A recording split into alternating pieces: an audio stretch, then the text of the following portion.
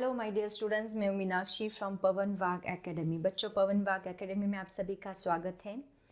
बच्चों, आज हम लोग स्टार्ट करने जा रहे हैं रोटेशनल डायनेमिक्स का topic 1.3 applications of circular motion. इसके पहले लेक्चर्स में हम लोगों ने सर्कुलर मोशन क्या होता है वो स्टडी किया था। उससे रिलेटेड कुछ न्यूमेरिकल्स भी हमने देखे थे। एमएचटी सीईटी के न्यूमेरिकल्स, एक्सरसाइज के न्यूमेरिकल्स सभी मैंने एक्सप्लेन किए हैं। तो ये लेक्चर देखने से पहले वो लेक्चर ज़रूर देखें। तो स्टार्ट करते हैं आज का हमारा topic, applications of circular motion. तो बच्चों, इसका सबसे पहला एप्लीकेशन और सबसे इम्पॉर्टेंट एप्लीकेशन क्या है? जो हमारे व्हीकल्स होते हैं उनकी जो मोशन होती है रोड पे, वो मोशन कंट्रोल करने में, मतलब मैक्सिमम सेफ्टी स्पीड कितना होना चाहिए, ये अगर आपको एक्सप्रेशन निकालना है, इसकी अगर आपको वैल्यू निकालनी है, तो इसमें सबसे बड़ा एप्लीकेशन है सर्कुलर मोशन का। तो यहाँ पे देखो, आपको क्वेश्चन पूछा जाता है। सबसे पहला एप्लीकेशन में अभी आपको बताने जा रही हूँ। क्या एप्लीकेशन है? Maximum possible speed for a vehicle to move on horizontal unbanked road. आपको अनबैंक रोड पता होगा। देखो, हम लोग बहुत बार व्हीकल ड्राइव करते हैं, तो अभी जो रोड बने हैं वो बैंकिंग रोड है। बैंकिंग रोड मतलब क्या? देखो, जब मान लो ये रोड ऐसा होगा, ये स्ट्रेट पोजीशन में रोड जा रहा है, ओके, और कहीं पे टर्न है, तो यहाँ पे टर्न है रोड का, मान लो। तो ये टर्निंग पे ये रोड का जो ये साइड का पोर्शन है उसको थोड़ा टिल्ट किया होता है, मतलब कुछ एंगल में उसको ऊपर किया होता है, जस्ट लाइक दिस। ऐसे कुछ एंगल में रोड को ऐसे ऊपर किया होता है ना। इसको कहा जाता है बैंकिंग ऑफ रोड। जहाँ टर्निंग आता है, टर्निंग पे मतलब बाहर वाली जो साइड है उसको कुछ एंगल में ऐसे ऊपर किया होता है, टिल्ट किया होता है, तो उसी को हम लोग क्या बोलते हैं? Banking of road. But in case पहले के ज़माने में बैंकिंग ऑफ रोड हुआ नहीं करता था, तब अनबैंक रोड थे। तो अनबैंक रोड पे व्हीकल का मैक्सिमम पॉसिबल स्पीड कितना होना चाहिए ताकि व्हीकल स्लिप ना करे? व्हीकल स्लिप ना करे, तो इसके लिए आपका मैक्सिमम पॉसिबल स्पीड व्हीकल का कितना रखना है, इसका एक्सप्रेशन आज हम लोग डिराइव करने जा रहे हैं, जो कि बहुत ही ज़्यादा इंपॉर्टेंट है। बहुत सिंपल डेरिवेशन है, अगर आप समझ लो तो आपको बहुत ही सिंपल लगेगा। तो देखो, सबसे पहले इसके ऊपर क्वेश्चन क्या पूछा जाता है। देखो, क्वेश्चन एग्जाम में, derive an expression for maximum possible speed for a vehicle to move on horizontal unbanked road. Expression derive करो, ऐसे उन्होंने बताया है। तो मान लो बच्चों, यहाँ पे मैं एक रोड ड्रॉ करती हूँ।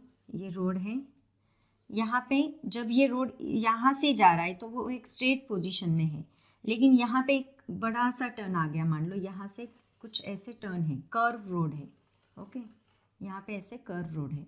तो क्या होगा? देखो, मान लो यहाँ पे बैंकिंग ऑफ रोड नहीं किया है, मतलब रोड ऐसे ऊपर नहीं है, बाहर आउटवर्ड साइड से अनबैंक रोड है। तो इस केस में आपको क्या करना है? देखो, मान लो ये व्हीकल यहाँ से जा रहा है। व्हीकल जब यहाँ से जाएगा तो इसको यहाँ पे टर्न करना होगा। तो इस केस पे यहाँ पे जब व्हीकल टर्न करना है आपको, तो इस केस में इस व्हीकल का स्पीड कितना होना चाहिए वो हमें निकालना है, ओके। तो यहाँ पे अगर आप देखोगे तो एक ऐसे कर्व रोड बन रहा है, मतलब मान लो इसको मैं ऐसे सर्कल मान लूँ, ये कर्व को एक सर्कल मान लूँ, तो और ये सर्कल का मैंने वर्टिकल पोर्शन यहाँ पे कंसिडर किया है। इतना सा वर्टिकल पोर्शन हमने यहाँ पे कंसिडर किया है। तो ये सर्कल का सेंटर हमें कहाँ पे मिलेगा? यहाँ पे मिलेगा। तो यहाँ से स्ट्रेट लाइन खींच के यहाँ तक मैं यहाँ पे इस व्हीकल के ऊपर कितने सारे फोर्सेस एक्ट होने वाले हैं वो निकालने वाली हूँ। तो यहाँ पे ये डायग्राम मैं ऐसे नहीं बनाती, स्ट्रेट पोजीशन में बनाती हूँ ताकि आपको और अच्छे से समझ में आएगा। तो देखो, यहाँ पे मैंने मान लो ये इतना वर्टिकल पोर्शन मैंने कवर किया, और यहाँ पे एक सेंटर से एक लाइन खींच दी। यहाँ से सेंटर पे लाइन खींचने के बाद, एक मिनट, यहाँ सेंटर पे एक लाइन खींच दी, और यहाँ पे मान लो आपका व्हीकल है, ओके, यहाँ पे व्हीकल है। तो ये रहेगा इसका सेंटर, और ये है कर्व वर्टिकल सेक्शन, ओके। अब देखो, सबसे पहले बात करते हैं बच्चों, इस व्हीकल के ऊपर कितने सारे फोर्सेस एक्ट हो रहे हैं। That is very very important, ये आपको पता ही होना चाहिए। तो सबसे पहले इम्पॉर्टेंट बात, ये जो व्हीकल है, सबको पता है हर एक बॉडी का जो वेट होता है वो डाउनवर्ड डायरेक्शन में होता है। वैसे ये व्हीकल भी अर्थ सरफेस के ऊपर है, तो इसका भी ऑब्वियसली वेट रहेगा due to an gravitational force. तो मान लो ये व्हीकल का जो वेट है वो डाउनवर्ड डायरेक्शन में है। वेट हम लोग वेट का फॉर्मूला क्या यूज करते हैं हम लोग, mass into gravitational acceleration m into g. Okay, similarly ये व्हीकल का जो नॉर्मल रिएक्शन फोर्स है, मतलब अर्थ सरफेस जो है हर एक बॉडी के ऊपर नॉर्मल रिएक्शन फोर्स एक्ट करती है, अगर आपको पता होगा तो। देखो हमारी बॉडी के ऊपर भी अर्थ सरफेस जो है नॉर्मल रिएक्शन फोर्स एक्ट कर रहा है। एंड नॉर्मल रिएक्शन फोर्स कैसे होता है, हमेशा परपेंडिकुलर, सरफेस से परपेंडिकुलर, ऐसे। मतलब हम लोग अगर ऐसे खड़े तो नॉर्मल रिएक्शन ऐसे रहेगा। मान लो हम थोड़ा टिल्ट हो गए एक डायरेक्शन में, तो नॉर्मल रिएक्शन परपेंडिकुलर डायरेक्शन में टिल्ट होगा। मतलब जहाँ पे हम लोग टिल्ट करेंगे वहाँ पे परपेंडिकुलर डायरेक्शन में नॉर्मल रिएक्शन भी टिल्ट होगा। सिमिलरली ये व्हीकल के ऊपर नॉर्मल रिएक्शन फोर्स हमेशा एक्ट हो रहा है, और वो कैसे एक्ट हो रहा है, that is on the perpendicular direction. तो इस व्हीकल के ऊपर पहला तो उसका वेट जो डाउनवर्ड डायरेक्शन में एक्ट हो रहा है, दूसरा जो परपेंडिकुलर डायरेक्शन में एक्ट हो रहा है, that is normal reaction force. अगर आप ऑब्जर्व करोगे ये दोनों इक्वल एंड अपोजिट फोर्सेस हैं। इसका मतलब क्या कि नॉर्मल रिएक्शन एंड वेट ये दोनों एक दूसरे को बैलेंस करने का काम कर रहे हैं, दोनों भी इक्वल है, राइट। सिमिलरली देखो यहाँ पे सेंटर की तरफ एक फोर्स एक्ट हो रहा है, इस व्हीकल के ऊपर सेंटर की तरफ कौन सा फोर्स एक्ट हो रहा है, that is the centripetal force. और यहाँ पे सेंट्रीपिटल फोर्स का काम कौन कर रहा है पता है, दैट इज स्टैटिक फ्रिक्शन। मतलब टूवर्ड्स द सेंटर यहाँ पे कौन सा फोर्स एक्ट हो रहा है, दैट इज सेंट्रीपिटल फोर्स। और इसको हम लोग क्या बोलते हैं, this is called as static friction. Static friction हमेशा अपोजिट डायरेक्शन में एक्ट होता है। स्टैटिक फ्रिक्शन वो हमेशा कहाँ, अपोजिट डायरेक्शन में। मतलब मान लो हम लोग ऐसे जा रहे हैं तो इस डायरेक्शन में स्टैटिक फ्रिक्शन लगेगा, हम लोग पीछे आ रहे हैं तो इस डायरेक्शन में स्टैटिक फ्रिक्शन लगेगा। ये एडजस्टेबल फोर्स है, खुद को एडजस्ट करने का काम करता है। तो यहाँ पे क्या एक्ट हो रहा है, स्टैटिक फ्रिक्शन। समझ में आया सबको।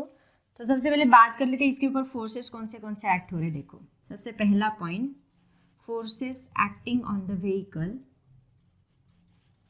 Forces acting on the vehicle are, सबसे पहला फोर्स रहेगा that is normal reaction force.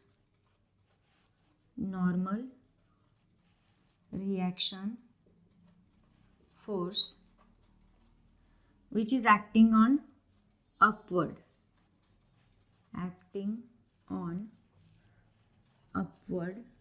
direction. Okay, second force कौन सा एक्ट हो रहा है इसके ऊपर, that is weight of a body,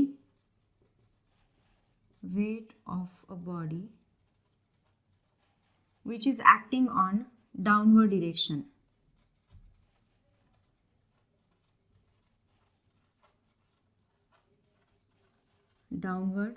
direction. तीसरा फोर्स एक्ट हो रहा है फ्रिक्शन फोर्स, और यहाँ पे कौन सा फ्रिक्शन लग रहा है, that is the static friction. Road and tyres इनके बीच में कौन सा फ्रिक्शन लग रहा है, स्टैटिक फ्रिक्शन। याद रखो दो टाइप के फ्रिक्शन होते हैं, एक होता है काइनेटिक फ्रिक्शन, एक होता है स्टैटिक फ्रिक्शन। तो यहाँ पे स्टैटिक फ्रिक्शन लग रहा है। फ्रिक्शनल फोर्स बिटवीन, कहाँ पे लग रहा है ये, रोड एंड टायर्स। तो देखो बच्चों यहाँ पे ऐसे आप लोग एक्सप्लेनेशन लिखोगे, consider a vehicle which is on unbanked road moving on unbanked road, ऐसे आप लोग लिखोगे। उसके बाद consider a vertical section of that curve road, then forces acting, second point पे चाहे तो ये लिखो, forces acting on the vehicle are normal reaction force, weight of a body, frictional force. ऐसे स्टेप बाय स्टेप आंसर लिखा करो exam में। अब देखो हम बात करते हैं अभी डेरिवेशन की। जैसे कि मैंने आपको बताया नॉर्मल रिएक्शन फोर्स जो है, मतलब ये फोर्स जो है किसको बैलेंस करने का काम कर रहा है, वेट को बैलेंस करने का काम कर रहा है। तो मैं यहाँ पे लिखूंगी दिस इज फर्स्ट पॉइंट, उसमें ये फोर्सेस मैंने लिखे। अब मैं लिखती हूँ second point, normal reaction force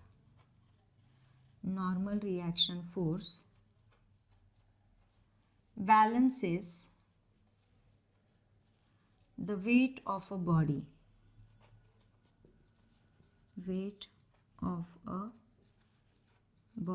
that means N is equal to M into G. Okay, similarly third point आप क्या लिखोगे, फ्रिक्शनल फोर्स कौन सा है यहाँ पे, that is centripetal force.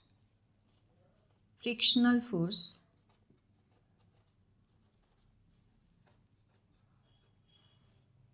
is the resultant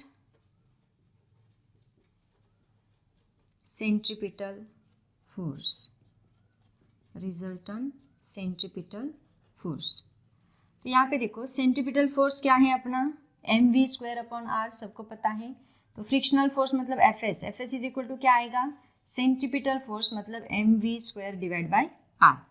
इसको आप चाहे तो नाम दो इक्वेशन नंबर 1, इसको आप नाम दो इक्वेशन नंबर 2। ओके, अब देखो मैं इक्वेशन 2/1 करती हूँ, इक्वेशन 2/1 अगर मैंने किया तो मुझे क्या मिलेगा, देखो F S divide by N, एक मिनट में बच्चों, let me check either it is visible or not. Yes, it is visible. Fs divided by n is equal to mv² divided by r divided by m into g। तो ये m यहाँ पे cancel होता है और बचता क्या है यहाँ पे, v² divide by r into g. मैं यहाँ पे लिखती हूँ इस साइड में, देखो सबसे पहले आप ये पॉइंट लिखो, उसके बाद ये पॉइंट लिखो, उसके बाद थर्ड पॉइंट लिखो एंड देन यहाँ पे डेरिवेशन का आगे का कंटिन्यू करो।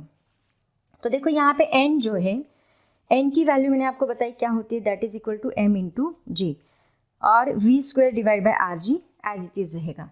अब फ्रिक्शन फोर्स की बात करते हैं। ओके, फ्रिक्शन फोर्स मतलब क्या होता है, देखो F S is equal to होता है mu S into N. Friction force क्या होता है, that is equal to mu S into N. यहाँ पे म्यू एस क्या है बच्चों, mu S is nothing but the coefficient of static friction, coefficient of static friction. तो मैं यहाँ पे लिखूंगी एफ एस की जगह पे mu S into N put करेंगे हम लोग, mu S into N divide by N is equal to v² divide by are G. तो यहाँ पे n दोनों कैंसिल होते हैं। हमारा टारगेट कौन है, ये v निकालना है। निकालना क्या है, मैक्सिमम पॉसिबल स्पीड, मतलब आपको v की वैल्यू निकालनी है। तो म्यू n यहाँ पे कैंसिल होगा और v² इज इक्वल टू हमें क्या मिलेगा, अगर मैं म्यू एस आर जी इधर शिफ्ट करती हूँ तो मुझे क्या मिलेगा, mu S into r into g. मतलब v इज इक्वल टू मुझे क्या मिलता है, स्क्वायर रूट ऑफ, स्क्वायर निकाल दिया, यहाँ पे स्क्वायर रूट ले लिया, mu S into r into g. तो ये क्या है हमारा, this is nothing but the maximum possible speed. तो वो किसके ऊपर डिपेंड कर रहा है, जो कर्व रोड हमने लिया है वो वर्टिकल सेक्शन का जो रेडियस रहेगा उसके ऊपर वो डिपेंड करेगा। जी मतलब ग्रेविटेशनल एक्सेलरेशन के ऊपर डिपेंड करेगा। एंड सबसे इम्पॉर्टेंट बात, टायर एंड रोड इन दोनों के बीच में जो फ्रिक्शन है उसका जो कोइफिशिएंट है स्टैटिक फ्रिक्शन का, उसके ऊपर ये डिपेंड करेगा। V max is equal to mu S into R G. आया समझ में। तो बच्चों ये बहुत ही इंपॉर्टेंट रिलेशन है, इसको याद रखो, आगे जाके बहुत सारे डेरिवेशंस हमें इसका यूज़ करके निकालने हैं। तो सबसे पहले समझ लो मैंने क्या बताया। आप क्या करोगे, डायग्राम अच्छे से निकालोगे आंसर में, उसके बाद आप पहला पॉइंट लिखोगे, consider a vehicle which is travelling on the curve road, consider a vertical section of that road as shown in figure, ऐसे बोलो। उसके बाद लिखो forces acting on the vehicle are normal reaction force, weight of the body, frictional force between road and the tyres. उसके बाद लिखो normal reaction balances the weight of a body, n is equal to mg, frictional force is the resultant centripetal force mv² by r। दोनों को divide करो, divide करने के बाद v² upon rg लिखो। Then fs is equal to mu S into N, mu S is equal to coefficient of static friction, यहाँ पे mu S is equal to v² divide by rg आएगा। तो v² चाहिए हमें, तो rg इधर shift किया तो मल्टीप्लाई होगा म्यू एस को, mu S into R G, V maximum is equal to under root mu S into R G. तो ऐसे आप लोग इसको डिराइव करोगे। ये हमारा एक क्वेश्चन यहाँ पे कंप्लीट हुआ। तो बच्चों यहाँ पे इसका स्क्रीनशॉट निकाल लो। ओके बच्चों, होप सो आपने इसका स्क्रीनशॉट लिया होगा। अब देखते हैं इसी से रिलेटेड हमारा सेकेंड एप्लीकेशन। सेकेंड एप्लीकेशन है इसका, that is well of death. मतलब क्या, मौत का कुआं, है ना, सबको पता है। हम लोग बचपन में मेले में जाते थे तो वहाँ पे हम लोग मौत का कुआं देखते हैं। मौत का कुआं कैसे होता है, ऐसी वॉल होती है, यहाँ पे मैं पिक्चर ड्रॉ करती हूँ, देखो कुछ ऐसे वेल होती है ना, उसकी ये वॉल्स होती हैं एंड ये वॉल्स के ऊपर यहाँ पे सर्कुलर हॉरिजॉन्टल सर्कल बनाते हुए एक व्हीकल ऐसे रोटेट होता है ना। मान लो वो व्हीकल यहाँ पे है, तो ये क्या है, वेल ऑफ डेथ। तो आपको इसके ऊपर भी क्वेश्चन पूछा जाता है, इसका मिनिमम सेफ्टी स्पीड कितना होना चाहिए। वहाँ पे देखो मैक्सिमम पॉसिबल स्पीड हमने देखा व्हीकल का कितना होना चाहिए था अनबैंक रोड पे, और वेल ऑफ डेथ पे मिनिमम सेफेस्ट स्पीड कितना होना चाहिए, क्योंकि आपको पता है ना जब व्हीकल किसी वेल ऑफ डेथ में रोटेट होता है तो उस वक्त उसका स्पीड बहुत ही ज़्यादा होता है। अगर वो बाइकर हो, अगर वो ड्राइवर हो, उसका स्पीड कम कर दे तो क्या होगा, व्हीकल नीचे स्लिप करना स्टार्ट करेगा, राइट ना। तो उसके लिए स्लिप ना हो, उसके लिए उसको क्या करना पड़ता है, उसका सेफेस्ट स्पीड जो है वो मैक्सिमम रखना पड़ता है। तो यहाँ पे हम क्या निकालेंगे, इसका मिनिमम सेफेस्ट स्पीड निकालेंगे, मिनिमम सेफेस्ट स्पीड निकालेंगे। तो यहाँ पे आपको क्वेश्चन क्या पूछा जाता है, derive an expression, derive an expression. बच्चों क्वेश्चंस भी लिखते जाओ, ठीक से नोट्स मेंटेन करो। Derive an expression for minimum safest speed या फिर वेलोसिटी, स्पीड और velocity of a vehicle, of a vehicle, इसको मैं रफ करती हूँ, बाद में ड्रॉ करूँगी, of a vehicle in well of death. Okay, तो देखो इसके लिए क्या करोगे, सबसे पहले आप डायग्राम निकालोगे, ये है आपका वेल ऑफ डेथ, मौत का कुआं।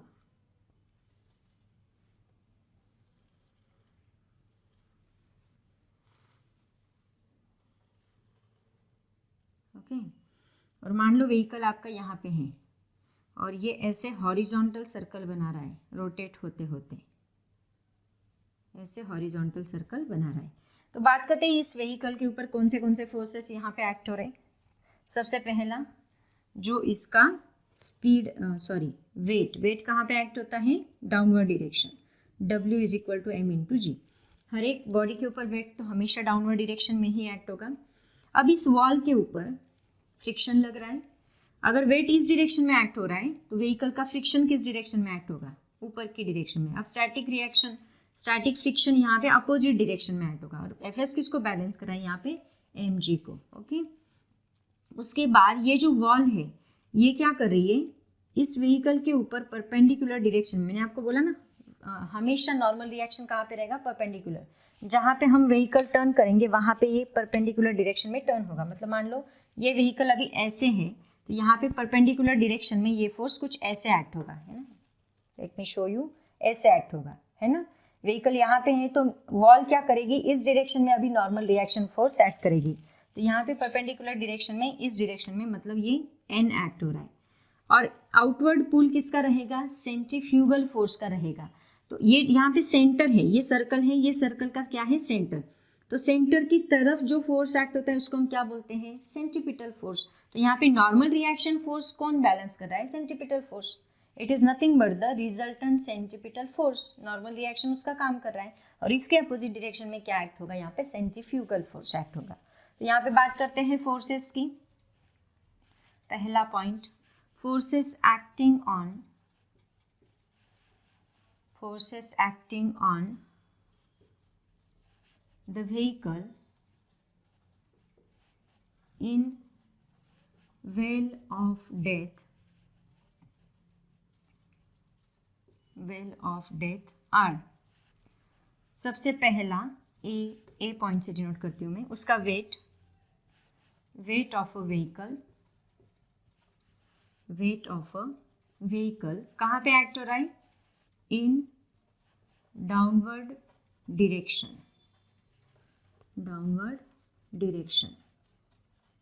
सेकेंड कौन सा है, B, frictional force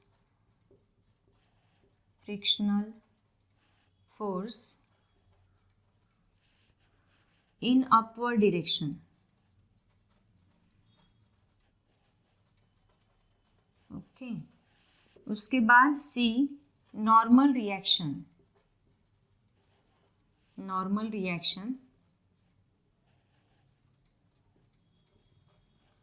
along the radius of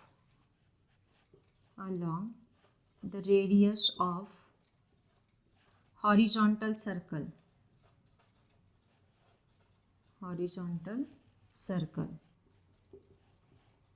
okay और ये क्या है, which is perpendicular to the wall, which is perpendicular to the wall of Vale of Death. Clear? अब देखो, अब बात करते हैं कौन किसको बैलेंस कर रहा है। सेकेंड पॉइंट में आएगा फ्रिक्शन फोर्स किसको बैलेंस कर रहा है, वेट को। Frictional force balances the weight.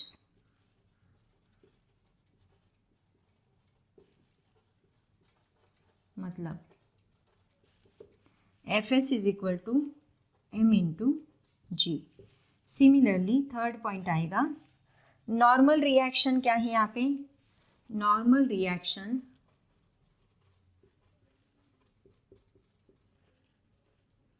is the centripetal force, वो कितना है, n is equal to mv square divide by r. Okay अब देखो यहाँ पे सेंट्रिपिटल फोर्स, फ्रिक्शनल फोर्स जो बैलेंस कर रहा है वो कितना होना चाहिए। देखो अगर आपका व्हीकल यहाँ पे स्लिप ना करे, स्केट ना करे नीचे की डायरेक्शन में, तो ये जो फ्रिक्शनल फोर्स है उसकी मैक्सिमम लिमिटिंग वैल्यू होनी चाहिए उससे ज़्यादा ही, राइट। इसका मतलब क्या कि आपका जो Fs है मतलब फ्रिक्शन फोर्स है, ये उस व्हीकल का जो स्पीड रहेगा उसके ऊपर डिपेंड करेगा। दो चीज़ों पे डिपेंड करता है फ्रिक्शनल फोर्स, कौन सी, एक उसका म्यूएस मतलब कोएफिशिएंट ऑफ फ्रिक्शन, और दूसरा क्या है इसका नॉर्मल रिएक्शन फोर्स। तो mu S and normal reaction force पे ये फ्रिक्शन फोर्स डिपेंड करता है। Let me check either it is visible, yes it is okay. तो बच्चों ये जो फ्रिक्शन फोर्स है ये ऊपर की डायरेक्शन में लग रहा है, राइट ना। तो ये फ्रिक्शन फोर्स हमेशा आपका कितना होना चाहिए, that should be always less than और equal to mu s into N. अगर ये इससे ज़्यादा हो गया, तो व्हीकल स्केट करना स्टार्ट करेगा। ये हमेशा कितना होना चाहिए आपका, Fs हमेशा होना चाहिए लेस देन और equal to mu s into N. This is the maximum value of limiting friction, okay. तो ये हमेशा इतना होना ही चाहिए, अदरवाइज व्हीकल जो है वो स्केट करना स्टार्ट करेगा। तो यहाँ पे हम वैल्यूज पुट कर देते हैं। देखो Fs कितना निकाला है हमने, mg जितना निकाला है, तो मैं यहाँ पे पुट करती हूँ mg इज लेस देन और equal to mu s into N कितना है यहाँ पे mv square divide by r। तो यहाँ पे m एंड m ये दोनों कैंसिल होते हैं, तो यहाँ पे मैं लिखूंगी g यहाँ पे बचता है, r को मैं इधर शिफ्ट करती हूँ तो क्या आएगा r into g is less than और equal to mu S into v square. Okay तो वी स्क्वायर मुझे चाहिए, वी स्क्वायर की वैल्यू मुझे चाहिए, मैं इसको उल्टा लिखती हूँ, वी स्क्वायर यहाँ पे लिखती हूँ तो ग्रेटर देन और इक्वल टू यहाँ पे R ji as it is रहेगा, म्यू एस इस साइड आने के बाद वो डिवाइड होगा, मतलब R ji divide by mu S ऐसा फॉर्मूला बनेगा। इसका मतलब आपका जो वी स्क्वायर है दैट शुड बी, स्क्वायर निकाल दो तो यहाँ पे इस साइड में स्क्वायर रूट आएगा, square root of R G divide by mu S. इतनी वैल्यू होनी चाहिए किसकी, स्पीड की। तो मैक्सिमम सेपेड स्पीड आपका हमेशा कितना होना चाहिए, वी स्क्वायर, वी जितना होना ही चाहिए। अगर इससे लेस वैल्यू आप लोग लेते हो तो आपका व्हीकल यहाँ पे स्केट करना स्टार्ट करेगा, स्लिप होना स्टार्ट करेगा। तो ये वैल्यू हमेशा आपकी कितनी होनी चाहिए, that should be greater than और equal to square root of R G divide by mu S, इतनी होनी चाहिए। This is very very important relation here. समझ में आया सबको। तो बच्चों ये है हमारा minimum safest speed velocity of a vehicle in well of death. इसका स्क्रीनशॉट निकालो और अच्छे से नोट्स बनाओ। सॉरी हाँ बच्चों यहाँ पे ये दिख नहीं रहा ना आपको, तो मैं इसको थोड़ा ऊपर लिखती हूँ, ये नीचे का जो पोर्शन है इसको कट करके मैं यहाँ पे लिखती हूँ ऊपर। वो कितना होना चाहिए, that should be v is greater than और इक्वल टू अंडर रूट, यहाँ इसके बाद ये लिखो R ji divide by mu S. इसका मतलब कितना रहेगा, ये v मिनिमम कितना रहेगा, that is equal to under root R ji divide by mu S, ऐसे लिखो। This is the minimum safest speed of vehicle in well of death. Okay, चलो नोट डाउन करो इसको। ओके बच्चों, होप सो आपने इसका स्क्रीनशॉट लिया होगा। अब हम लोग देखते हैं इससे related numerical.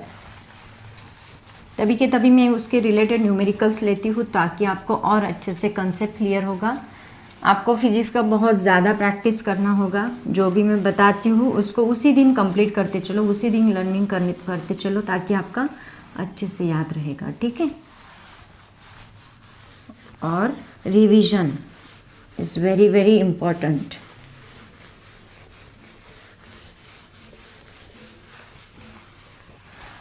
Okay, see the next. अभी इससे रिलेटेड एक क्वेश्चन लेती हूँ मैं। क्वेश्चन देखो, आपके टेक्स्ट बुक में दिया है ये क्वेश्चन, चाहे आप टेक्स्ट बुक खोल के बैठे तो भी चलेगा। टेक्स्ट बुक में सॉल्व न्यूमेरिकल है ये। तो क्वेश्चन देखो क्या है। A motorcyclist to be treated as a point mass, motorcyclist है, is to undertake horizontal circles inside the cylindrical wall of a well of inner radius 4 मीटर। जैसे कि वेल ऑफ डेथ होता है वैसे एक सिलिंड्रिकल वॉल है, वहाँ पे एक मोटरसाइकिलिस्ट है जो हॉरिजॉन्टल सर्कल बना रहा है, ओके, जिसकी रेडियस उन्होंने दे के रखी है 4 मीटर।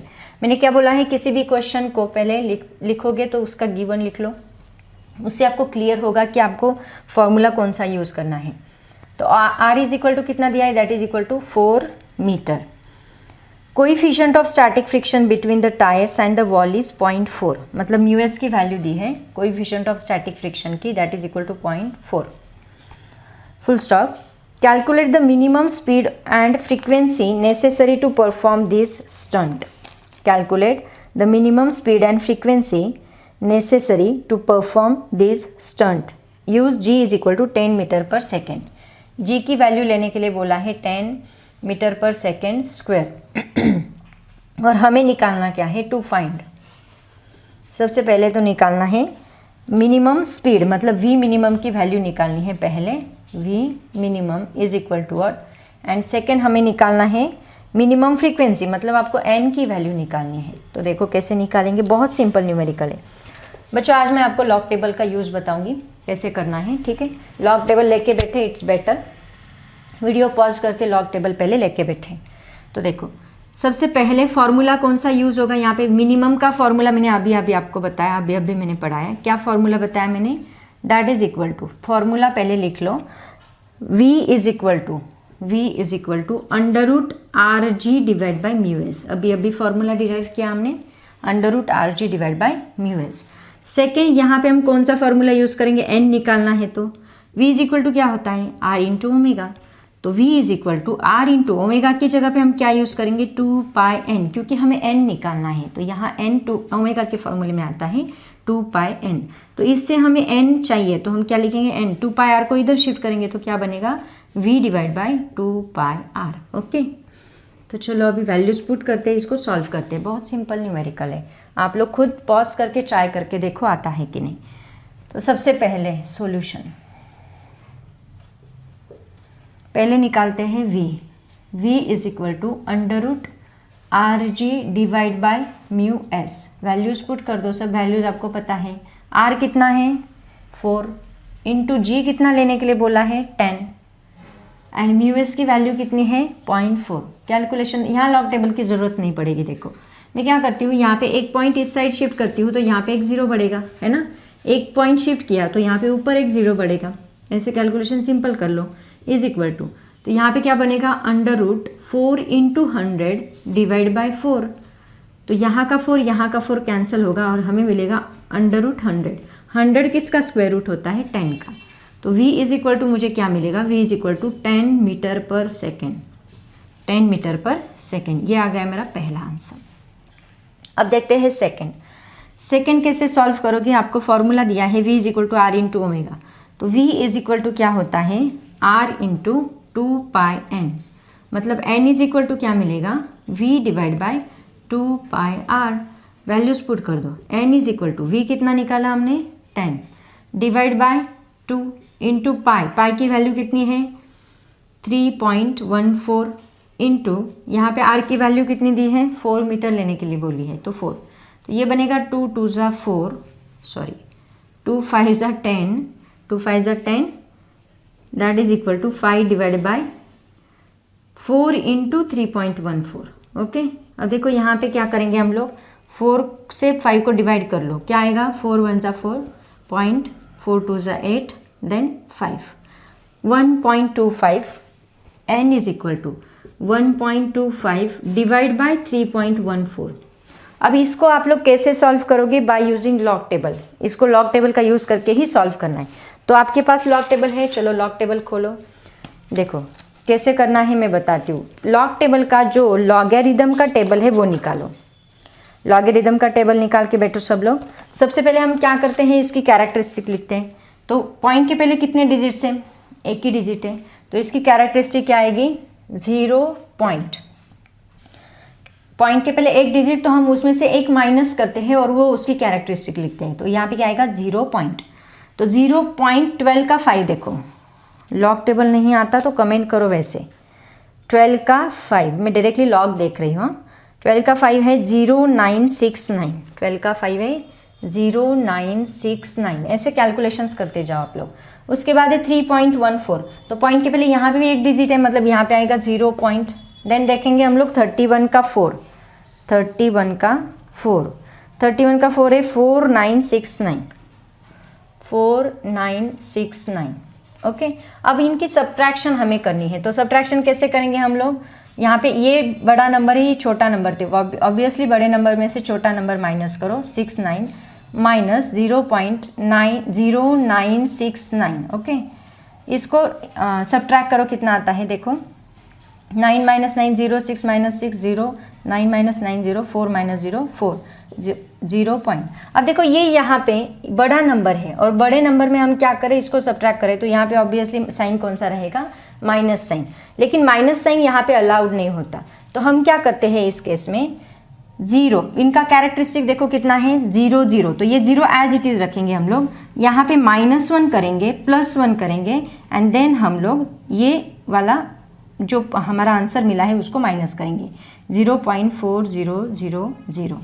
समझ में आया क्या करना है, 0 -1 +1 और ये जो आंसर है उसको माइनस करना है। कभी भी याद रखो, जब आपका सब्ट्रैक्शन निगेटिव आता है तो आप ये यहाँ पे परफॉर्म करोगे। यहाँ पे कैरेक्टरिस्टिक क्या है, कैरेक्टरिस्टिक क्या है, 0। अगर आपका 0 आ रहा है तो आप यहाँ 0 लिखो, यहाँ 1 आ रहा है तो 1 लिखो, 2 आ रहा है तो 2 लिखो। बस इतना याद रखना है कि आपका कैरेक्टरिस्टिक जो है वो हमेशा क्या होना चाहिए, मैंटिसा जो है वो हमेशा क्या होना चाहिए, पॉजिटिव होना चाहिए। अगर पॉजिटिव नहीं आता, निगेटिव आता है, तो आप हमेशा ये स्टेप परफॉर्म करोगे, -1 +1 वाला। अगर यहाँ पे प्रॉब्लम आ रहा है तो मैं बार बार बता रही हूँ, कमेंट सेक्शन में कमेंट करो, मैं लॉग टेबल का एक स्पेशल वीडियो बना के अपलोड करूँगी, ठीक है। तो देखो 0 -1 +1 माइनस 0.4000। तो यहाँ पे ये 0 -1 कितना आएगा, इसको एक जगह ले लो और इसको एक जगह ले लो। 0 -1 कितना आएगा, -1। 1 माइनस 0.4000 को सब्ट्रैक्ट करो, कैसे करोगे, 1.000 माइनस 0.4000। ओके, 0.4000। ओके, सब्ट्रैक्शन करो, 0 में से 0 0 0, यहाँ 10 लेना पड़ेगा कैरी, 6.0, कितना आंसर, 0 पॉइंट, यहाँ पे प्लस 0.6000। तो आंसर क्या आता है आपका, -1.6000। अब हमें देखना है इसका एंटी लॉग। एंटी लॉग कहाँ पे देखोगे, एंटी लॉग के टेबल खोल के बैठो। देखो एंटी लॉग पॉइंट के बाद का जो डिजिट होता है उसका हम लोग एंटी लॉग देखते हैं। क्या है पॉइंट के बाद का डिजिट, 0.60 का 0, देखो 0.60 का 0 कितना है, 3989। 0.60 का 0 3989, तो मैं यहाँ पर लिखूँगी 3981, सॉरी 3981, और बार 1 है तो हम एक 0 लगाएंगे एंड देन पॉइंट देंगे। तो ये हमारा final answer, let me check the answer, yes 0.4 revolution बोला है। इसका मतलब आपका जो आंसर आया वो करेक्ट आया, कितना, 0.3989, 3981। इसको हम राउंड ऑफ करके कितना लिखेंगे, 0.4 रिवोल्यूशन पर सेकेंड। ये हमें किसकी वैल्यू मिली, एन की। समझ में आया बच्चों। तो ये लॉग टेबल का जो कैलकुलेशन है ये हमेशा साइड में करते जाओ, रफ वर्क करते जाओ और वहाँ पे बस फाइनल आंसर लिखो। कैसे किया समझ में आया। अगर मैंटिसा और कैरेक्टरिस्टिक ये आपको पता नहीं है तो मुझे कमेंट करो, मैं बता दूंगी आपको, लेकिन हमेशा लॉग टेबल का यूज़ करके इसको सॉल्व करने की कोशिश करते जाओ, क्योंकि लॉग टेबल का यूज़ स्टेट बोर्ड के लिए बहुत ज़्यादा इंपॉर्टेंट है। उसके सिवाय आप लोग कैलकुलेशंस नहीं कर सकते, क्योंकि हमेशा आपको ऐसे पॉइंट के कैलकुलेशंस मिलने ही वाले हैं। तो इट्स बेटर रहेगा लॉग टेबल अच्छे से पढ़ लो, लॉग टेबल सीख लो। लॉग टेबल अगर आपको आ गया तो कैलकुलेशन करना बहुत ईजी होगा, ठीक है। तो बच्चों ये था आज का हमारा लेक्चर। अगर आपको इसमें कुछ समझ में नहीं आया है तो कमेंट सेक्शन में ज़रूर कमेंट करें। तो आज हम यहीं पे रुकते हैं। ऑल द वेरी बेस्ट, पढ़ाई करते रहो। Thank you so much and bye bye.